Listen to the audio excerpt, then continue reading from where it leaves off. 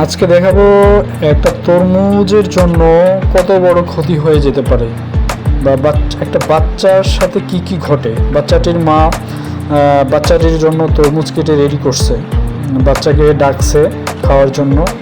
বাচ্চাটা তরমুজ খেতে খুবই পছন্দ করে, সে কোনটা খাবে, তো একটা তরমুজ নিল ফালি। তার মা বেশি খেতে নিষেধ করছে, কিন্তু কে শোনে কার কথা। সে তরমুজ অনেক খেয়ে ফেলে এবং একটা বিচি তার পেটে চলে যায়। এবং দেখেন সেখান থেকে গাছ, তরমুজের গাছ তার পেটের ভিতরে জন্ম নেয় এবং তার শরীর থেকে তরমুজের লতা পাতা বের হতে শুরু করে। এই যে নাক দিয়ে বের হইছে, সে টান দিয়ে বের করছে। দেখেন কত মজার কাহিনী।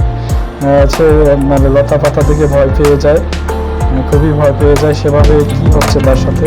তারপর নাক দিয়ে তার লতা বের হয়। বাচ্চাটির মা যাচ্ছিল, দেখেন লতায় পেঁচিয়ে বাচ্চাটির মা পড়ে গেছে। তখন তাকে বলে যে এখান থেকে দূর হও।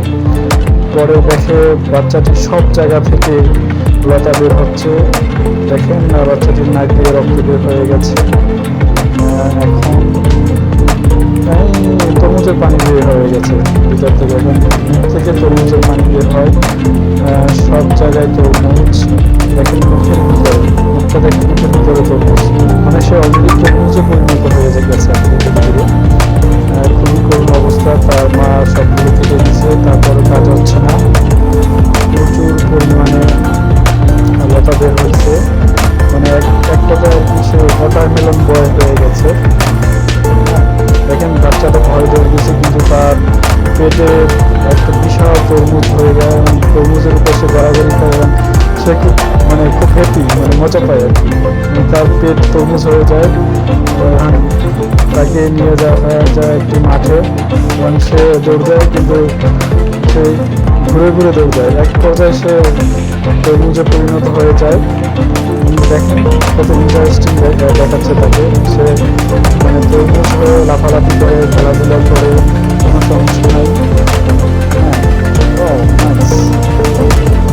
এখন সে ফুটবল খেলবে। ফুটবলের এক পর্যায়ে কেটে গেছে তরমুজটা।